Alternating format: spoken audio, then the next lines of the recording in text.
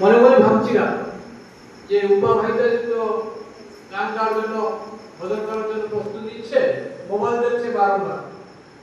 তা আচার্যদেবের তোমাকে যখন মনে পড়ে ধরা মনে হয় জনহীন, এই গানটা যদি করতো তাহলে ভালো লাগতো।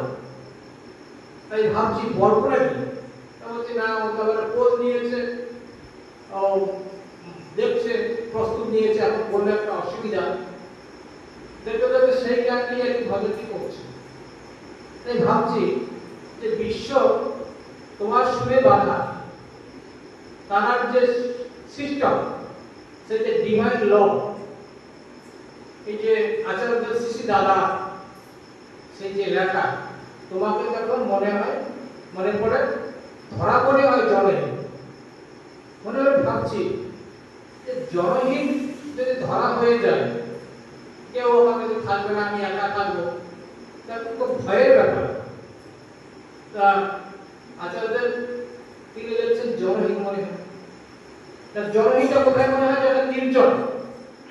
তা নির্জনে কি হয় না, নির্জনে যখন মানুষ অশান্ত পরিবেশের ভিতর দিয়ে এই পারিবারিক জীবনে ঝড় ওঠে, তার সামাজিক জীবনে ঝড় ওঠে, রাষ্ট্রীয় জীবনে ঝড় ওঠে, তখন তার ভিতরে কি হয় না, আপন থেকে পর ভালো, পর থেকে জঙ্গল ভালো। তো বনে যে নির্জনে বসবাস করতে চায়, আমরা এই নির্জনে যখন আমরা বসবাস করতে চাই, কখন না, যখন আমরা শান্তি খুঁজে পাই, শান্তি পেতে চাই।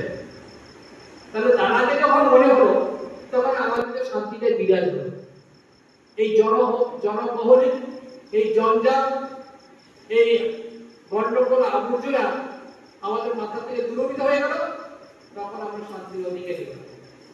নাম করতে বসে দেখা যায় যে নাম করতে করতে যখন মনটা স্থির হয়ে যায়, যখন আমার ব্যবসায়িক চিন্তা, আমার পারিবারিক চিন্তা, আমার সামাজিক চিন্তা যখন আমার মাথা থেকে সমাধান হয়ে যাচ্ছে, তখন কিন্তু মানুষের ভিতরে একটা শান্ত ভাব আসছে, আর তখনই নাম হচ্ছে। তাই তারাকে যখন মনে পড়ছে আমাদের, তখনই আমাদের ভিতরে শান্তি অনুভব হচ্ছে। তাই আমরা শান্তি শান্তি করে খুঁজে বেড়াচ্ছি বিভিন্ন জায়গায়। আমরা ঘর বানাচ্ছি, বিল্ডিং বানাচ্ছি, ব্যবসা বানাচ্ছি শান্তি খুঁজে পাওয়ার জন্য, কিন্তু শান্তিটা রয়েছে আমার নিজের কাছে। এই গত দুদিন ধরে একজন ভাইয়া ডাকছে, সেখানে আমাদের উপভাইও আছে, বৃন্দাবন ঘুরে আসছে, বিভিন্ন তীর্থ ঘুরে বিভিন্ন কথা বলছে, শুনছি, শুনতে শুনতে ভাবছি শুনে না লাভটা কি, কিছুটা তো বলতে হয়। তাই বলছি যে ঠাকুরের একটা কথা আছে, ঠাকুর বললেন তীর্থ মানে কি জানিস, যেখানে গেলে মনের গ্রন্থে মোচন হয়। তো গ্রন্থিটা কি? গ্রন্থি মানে কমপ্লেক্স গিট, একটা গিটটা খুলতে পারছি না, সেই গিটটাকে যেখানে গেলে খোলা যায়। আমি কি এই দড়ি বসে দিয়ে গিট দিয়েছি? সে গিট না, আমার মনের ভিতরে বিভিন্ন প্রকার কমপ্লেক্স আছে, বিভিন্ন প্রকার গিট পড়ে গেছে, যে গিটগুলো আমার যন্ত্রণা দিচ্ছে, সেগুলো সমাধান যদি না হচ্ছে, তাহলে আমি সারা জীবন অশান্তিতে আমি বসবাস করছি। তাহলে সেই গিটটা খুলতে গেলে তীর্থ করলে নাকি, যেখানে গলে গেলে মনের গ্রন্থি মোচন হয়, সেখানে গেলে তীর্থ, তাকেও তীর্থ। তীর্থ বিভিন্ন জায়গায় তীর্থ আছে, মানুষ তো ঘুরে বেড়াচ্ছে, শান্তি পাওয়ার জায়গা আছে, আবার ফিরে এসে সেই অশান্তি, তার সমাধান হচ্ছে না, সলিউশনটা হচ্ছে না। কারণ আমি তাই বলছি যে আচার্যদের কাছে বসে আছে, তা আচার্যদের একজন আসামের একটা ছেলে, সে এসে একটা ফটো দেখিয়ে, একটা মেয়ের ফটো দেখিয়ে আচার্যকে বলছে যে দাদা, এই মেয়েটাকে আমি বিবাহ করবো। তা আচার্য বলছে তোর মাকে দেখেছিস? বলছে না। ওর মাকে আগে দেখ। তার বলছে ওই যে মেয়েটাকে বিবাহ করছিস, করবি না, ওর মাটা যেমন এখন এই বয়সে যেমন বুড়ি হয়ে গেছে, ঝগড়া হয়ে গেছে, যেমন দেখতে যেরকম হয়ে গেছে, তো ওর মেয়েটার সেরকম হবে। আমি কোন বেদ, কোন শাস্ত্র, কোন ধর্ম, কিন্তু কোথাও লেখা নেই। মনে মনে চিন্তা করলাম বাস্তবিকভাবে যে মেয়েটাকে ঠাকুর বলছেন মেয়ে বিবাহ যদি করি আগে মাকে দেয়, তার মাতৃবংশটাকে দেয়, তাকে যদি শ্রদ্ধা হয় ভক্তি হয় কবিতার, তাহলে সে মেয়েটাকে বিবাহ করলে শান্তি করবে। তো এ কোনো ধর্মশাস্ত্রের ভিতর দিয়ে এ কোনো তীর্থে গেলে এসব মোচন হবে না। তো এই মোচন হবে কোথায় গেলে? আমি বিরাট বড় মন্দির দেখলাম, সুন্দর সোনার গৌরঙ্গ তৈরি হয়েছে, সোনার তাল গাছ তৈরি হয়েছে, সুন্দর। ও সুন্দরটা আমি যতদূর সময় চোখে দেখছি, ওখান থেকে বেরিয়ে আসলাম আর ভিতরে আর সুন্দরতা নেই। তা আমার ভিতরে চিরসুন্দর আসবে কখন? আমার ভিতরে সেই প্রশ্ন সমাধান হবে কখন? আমি সমস্যার সমাধান পাবো কখন?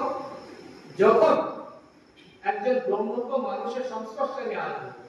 ব্রহ্মকে কাকে বলছে? ব্রহ্ম জানে যে ব্রাহ্মণ, ব্রহ্মকে যিনি উপলব্ধি করেছেন, জানতে পেরেছেন, বুঝতে পেরেছেন, তেমন একজন মানুষের সঙ্গে যদি আমার দেখা হয়, তার সঙ্গ করি, তারা দৃষ্টি যদি আমার পড়ে, তার চোখের চোখ দেখে, তার মুখ দেখে, তার চাউনি দেখে, তার হাত নাড়ানো, তার কথাবার্তা, এগুলো দেখে আমাদের ভিতরে একটা নিজের ভিতরে যে আমাদের যে ভুল ভ্রান্তিগুলো থাকে, আমরা তাকে চাই কমপ্লাইন্ট, মানে তার সে মিলাই যে সত্যিকার মানুষটা সুন্দর হয়, কি সুন্দর কথা, কি সুন্দর চরণ, কি সুন্দর চাউনি, কে কার ভিতরে রয়েছে। তার ধর্মটা ঠাকুর ধর্ম বলতে হয় একটা আদর্শ বা একজন মানুষের ভিতরে, সেই মানুষটাকে যখন আমরা দেখি, তার সঙ্গ করি, সেইটাই হচ্ছে পরম তীর্থ। তারপরে দেওঘরে যাই, তা বলছেন তোমরা তো দেওঘরে যে উৎসব দেখে, আমরা উৎসবটা তো দেখে একটা উপলক্ষ, কিন্তু আমাদের উদ্দেশ্য থাকে আচার্যের সঙ্গ করা। আচার্য তখন বলবেন, আচার্য যদি দর্শন করবো, আচার্যের কাছে বলবো, আচার্য তুমি কথা শুনবো।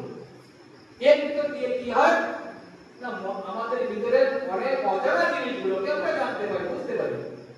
তাহলে এইটাই হচ্ছে তীর্থ, আচার্যের সঙ্গ করাই হচ্ছে পরম তীর্থ। তাই আমরা সৎসঙ্গে বসে আলোচনা করি, যাই করি না কেন, আমার ভিতরে দিয়ে, আমার ভিতরে যে প্রশ্নগুলো রয়েছে, আমার ভিতরে যে অজানা জিনিসগুলো রয়েছে, ভুল ভ্রান্তিগুলো রয়েছে, সেইগুলোকে আমি এখানে আসি মাজা ভাষা করতে, কোথায় আমার ভুল রয়েছে সেইগুলোকে আমি মার্জিত করি। এখানে আমরা আসি না যে সাধুকে আমরা সন্তুষ্ট করতে, আমরা নিজে তৈরি হই। তাই একটা কথা বলতে হয়, আজকে একটা ভাব ভেবে আসছি যে ঠাকুর এই যে দীক্ষার মাধ্যম দিয়ে যে মানুষকে দীক্ষা দিলেন, নাম দিলেন, সব নাম দিলেন, যেটা বলা হচ্ছে বীজ মন্ত্র। বীজ মন্ত্র কি? যুব অনুপাতিক একটা শব্দ যে একটা পাওয়ারফুল ভাইব্রেশন, সেই নামটা মানুষ যখন করে তখন তার ভিতরে চেতনার জাগরণ হয়, তার ভিতরে বোধের জাগরণ হয়, তার শারীরিক, মানসিক, আধ্যাত্মিক চেতনার সমস্ত জাগরণ হয় এবং তার মুক্তির পথ সে খুঁজে পায়।